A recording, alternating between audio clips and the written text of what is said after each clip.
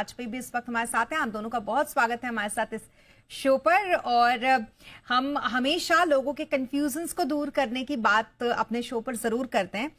एक जो आप लोग हमेशा लोगों को कहते हैं कि लॉन्ग टर्म इन्वेस्टमेंट में बना रहना चाहिए, लॉन्ग टर्म में आप वेल्थ क्रिएट कर पाओगे, उसको लोग कई बार फंड से जोड़कर देखने लगते हैं कि जो फंड में है इसका मतलब ये कह रहे हैं कि उसी फंड में बने रहें, क्योंकि हर कोई आप लोगों जितना स्मार्ट नहीं होता। कुछ हमारे ऐसे भी दर्शक होते हैं जो बहुत बेसिक भी नहीं जानते म्यूचुअल फंड के, तो उनके लिए बहुत जरूरी हो जाता है बताना कि आपने अगर एंट्री की है म्यूचुअल फंड में तो एग्जिट कितनी स्ट्रैटेजी के साथ, कौन सी स्ट्रैटेजी के साथ करनी है ताकि आपका नुकसान ना हो और रिटर्न का रिटर्न भी बना रहे।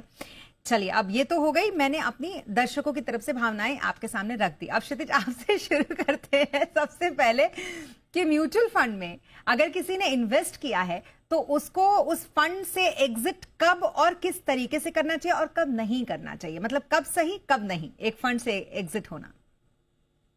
स्मिता नमस्कार। प्रवीण हाय। सभी दर्शकों को मेरा नमस्कार। स्मिता, पहले तो मैं और प्रवीण दोनों हम भी अच्छे स्टूडेंट हैं कैपिटल मार्केट के। हम भी रोज लर्न कर रहे हैं और आपके माध्यम से भी लर्न करते हैं, आपके बाकी शो देख के भी लर्न करते हैं। आई थिंक हम सब उस लर्निंग कर्व पे हैं। हाँ, बिकॉज इंडस्ट्री में है थोड़ी सी, I think know how funds को लेकर थोड़ी सी मे बी ज्यादा होगी, बिकॉज एसेट मैनेजमेंट साइड पे भी काम करते हैं। But yes, thank you for having us always in a good way here. So coming back to your question जो आपने मेरे से पूछा है, प्रश्न पूछा है, just for the understanding of everyone जो हमें देख रहे हैं, yes, आपको दोनों चीजें इंपॉर्टेंट है। देखिए, हम एक चीज बोलते हैं कि आपकी जो एक एक आपका गोल है, आपका एक डेस्टिनेशन है। मान लीजिए आप एक्स से वाई जगह पे पहुंच रहे हैं, तो आपका जो जर्नी है वो भी उतनी अच्छी होनी चाहिए जितनी आपकी डेस्टिनेशन है। ये नहीं कि एंड तक वेट करना है, आपका डेस्टिनेशन इंपॉर्टेंट है, जर्नी भी इतनी इंपॉर्टेंट है। जर्नी में जो आपके साथ पैसेंजर्स हैं, आपके इन्वेस्टमेंट जर्नी में आपके फंड्स हैं, वो भी उतने इंपॉर्टेंट है। तो यस, लॉन्ग टर्म हमेशा बने रहना चाहिए। वो हम इक्विटी इन्वेस्टिंग की बात हमेशा करते हैं।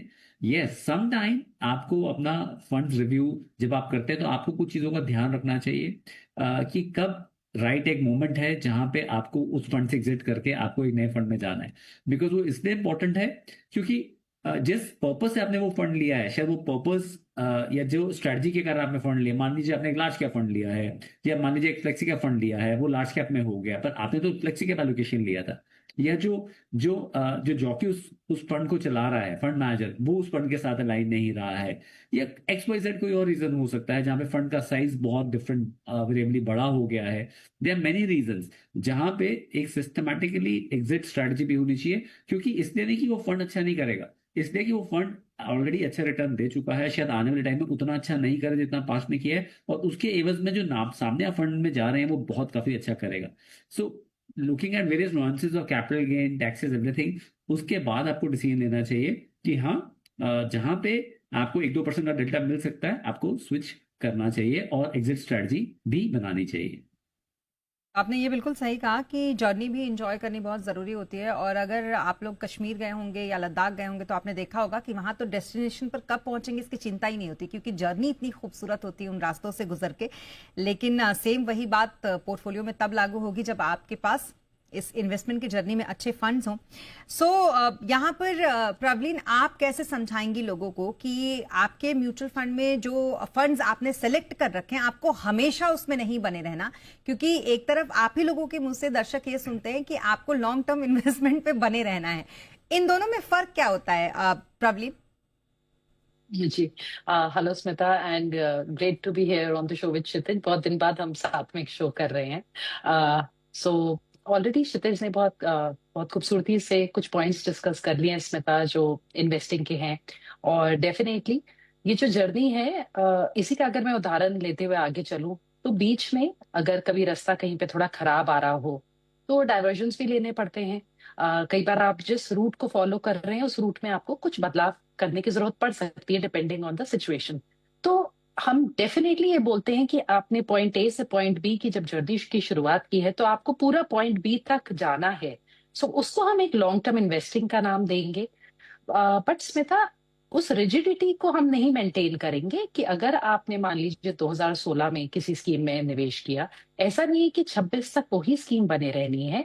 बहुत बार अगर हम देखें बीच में रेगुलेटरी चेंजेस आए हैं, टैक्स रिलेटेड स्कीम्स में मर्जर्स हुए हैं, इस टाइप के सर्कमस्टांसेस में क्या पता आपको अपने निवेश को किसी पर्टिकुलर स्कीम में स्टॉप करना हो और आप एग्जिट भी करें।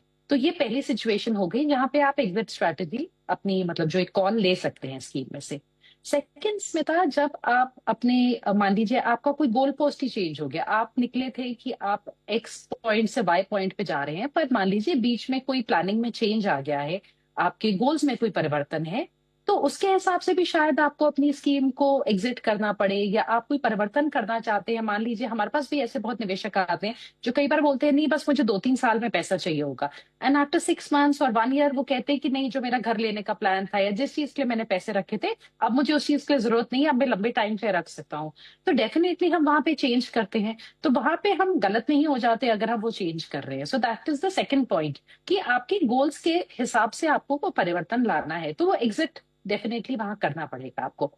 तीसरा स्मिता, हम एसेट एलोकेशन की बात करते हैं कि भाई आप एक सर्टेन परसेंटेज इक्विटी में रखिए, डेट में रखिए, गोल्ड में रखिए।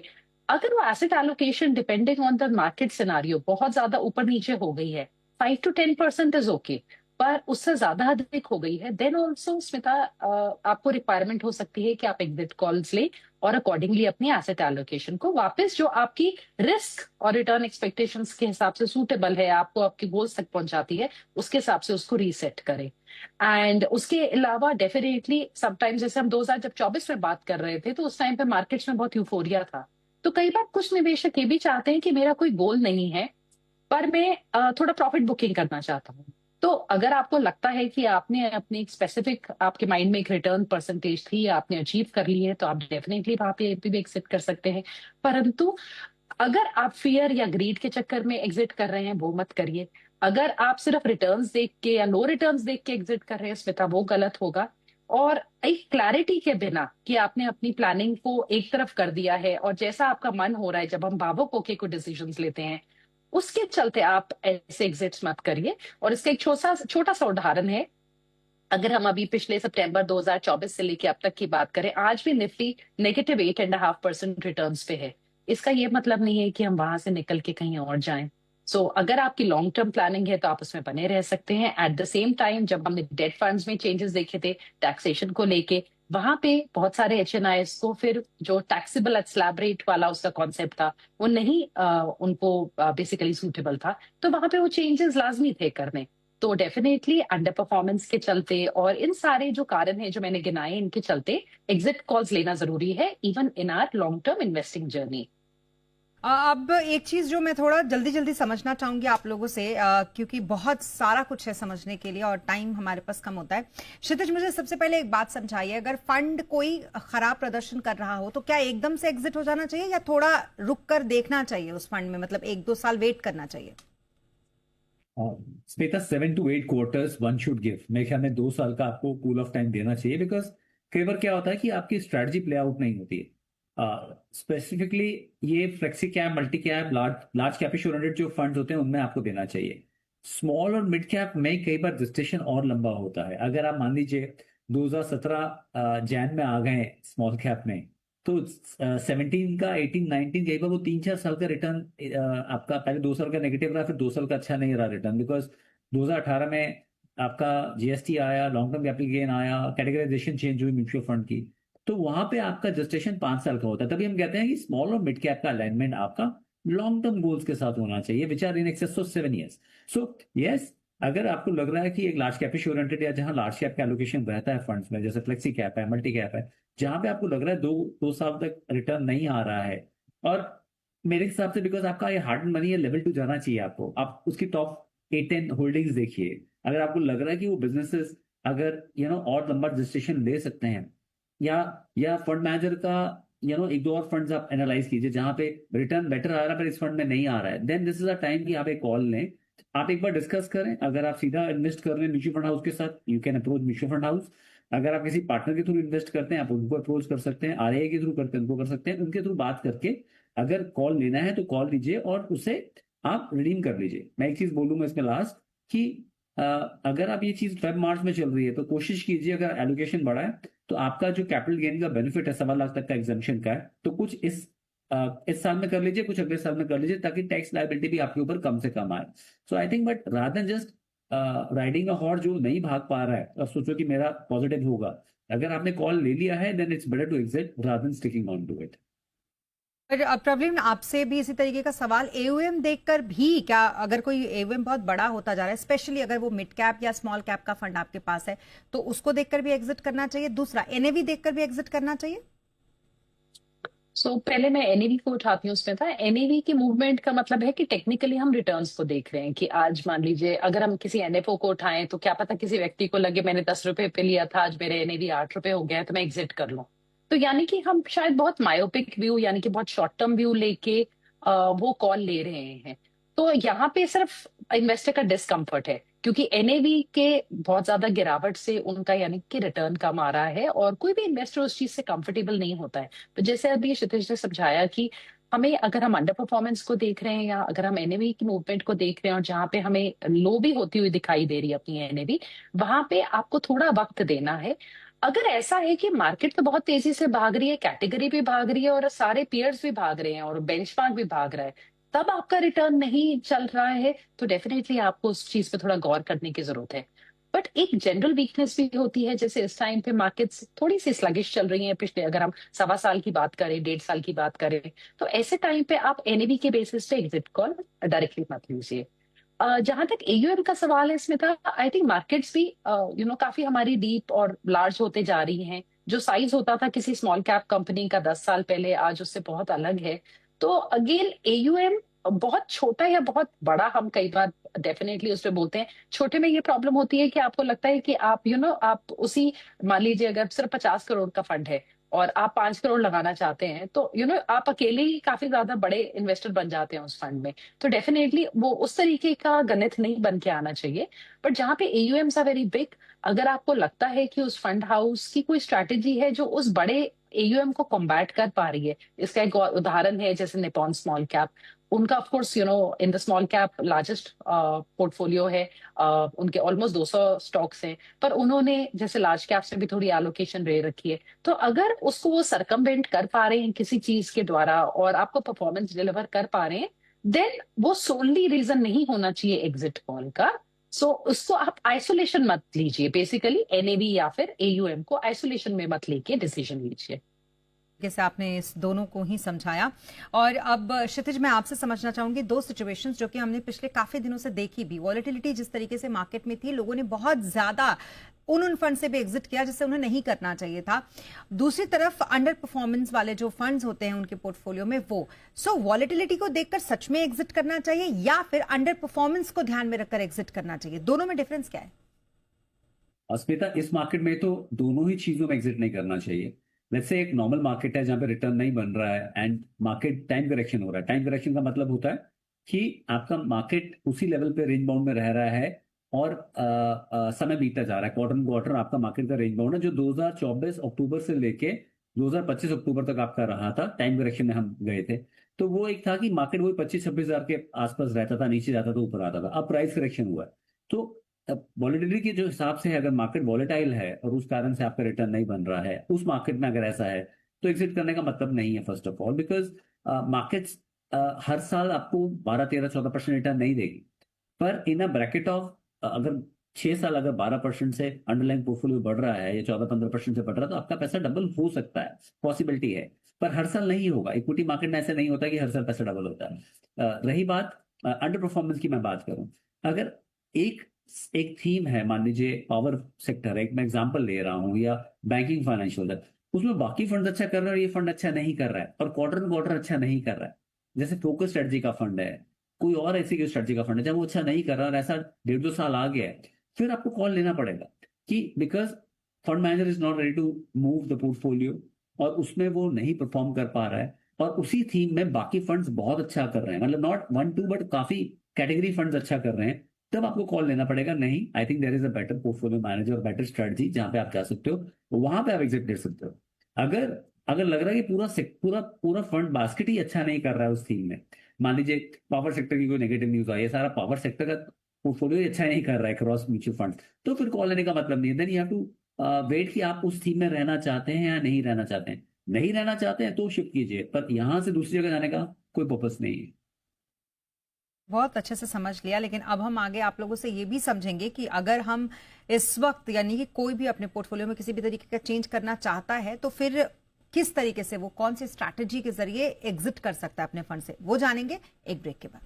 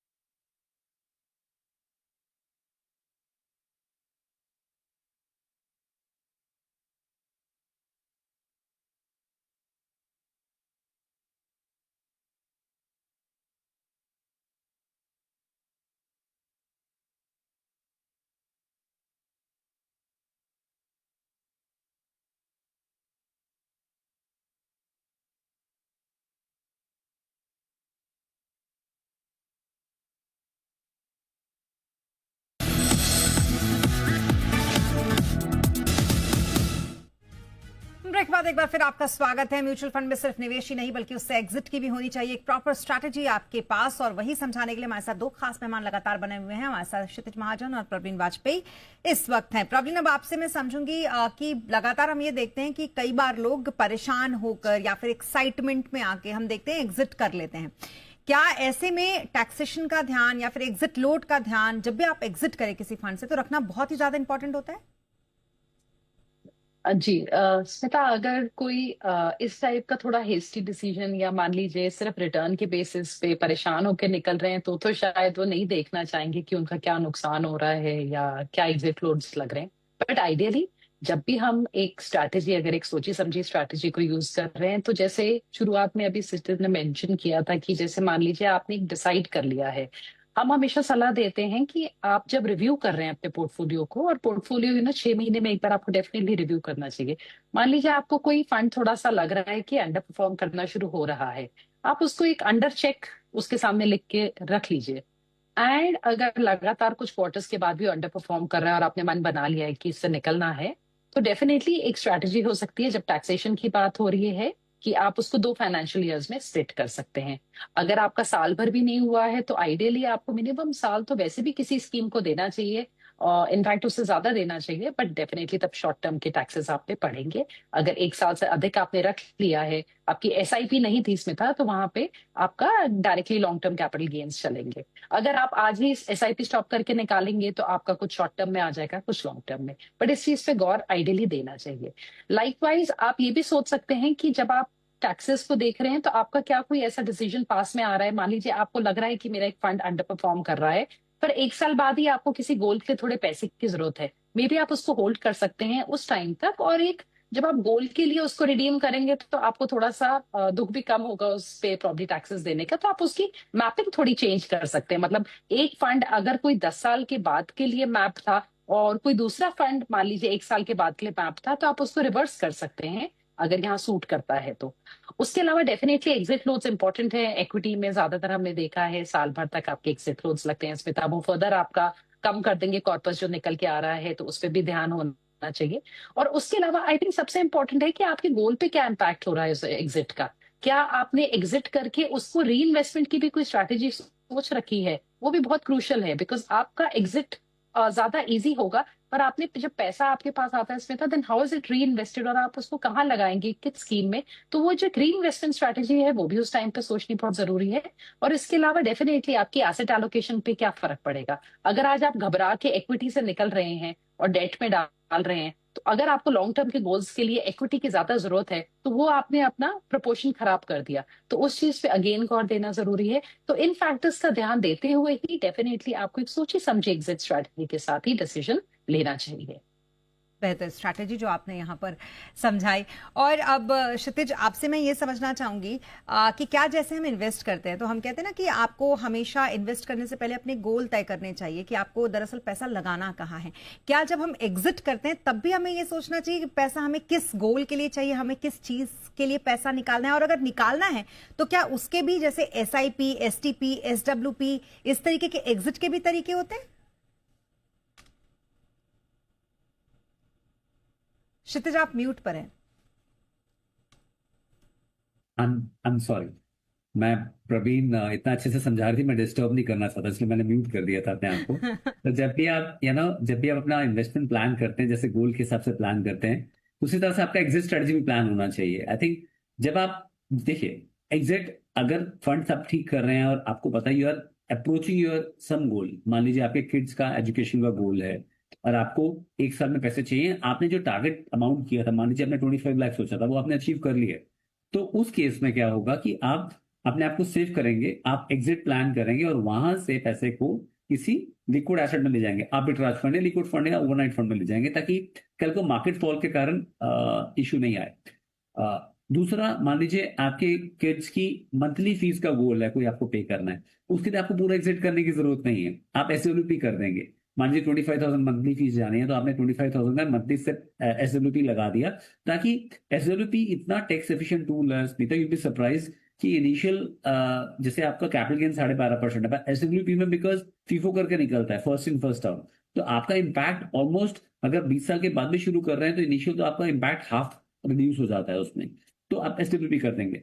तीसरा, आपका गोल रिटायरमेंट का गोल है, you don't need the funds, उसके लिए तो SWP से बेटर कुछ है ही नहीं है, तो आप SWP करेंगे। तो डिपेंडिंग ऑन जब आप गोल अप्रोच कर रहे होते हो तो आपका एग्जिट स्ट्रेटजी भी बनता है। अब आपका आज का पास का गोल है, आपने कोई फंड 4-5 साल पहले शुरू करा है, तो आप उसमें वो फंड नहीं निकालेंगे, उसमें आपका पुराना जो फंड है आप उसमें से निकालने की कोशिश करेंगे, कि स्मॉल और मिड कैप आपके लॉन्ग टर्म गोल्स के लिए। सो फर्स्ट ऑफ ऑल, गोल में जब अलाइनमेंट करते हैं कि मेरा ये वाला फंड इस गोल के लिए, आप उसी पे फोकस करेंगे जब आप पैसा निकालने की कोशिश करेंगे। एक चीज जरूर उसमें मैं डिबेट करूंगा, सम टाइम जब आप पैसा निकालना है, आपको पैसा चाहिए, कोई फंड आपका अंडर परफॉर्म कर रहा है, तो just to save on capital gain पुराने फंड से आप उस समय उस फंड से पैसा निकाल सकते हैं, क्योंकि आपका टैक्स भी एक बहुत बड़ा कंपोनेंट है, जो अगर आप जितना बचाएं उतना आपके लिए बेनिफिशियल हो सकता है। अब दोनों ही लोगों से मुझे एक एक सवाल और ये जानना है, आप लोगों के एक्सपीरियंसेस, कि क्या वाकई क्षितिज, आपसे शुरू करती हूँ मैं, क्या वाकई में आपके जितने भी जिनको आप जानते हैं, जो आपके क्लाइंट्स हैं या जिसको आप असिस्ट करते हैं, क्या वाकई में वो इतनी स्ट्रैटेजी के साथ एग्जिट प्लान करते हैं अपना, या यूं ही पैसा निकाल लेते हैं जब उनको लगता है कि अब मार्केट में मुझे अपना पैसा निकाल लेना चाहिए, मैं रिटर्न से खुश नहीं हूं, या ऐसे ही कोई वजह?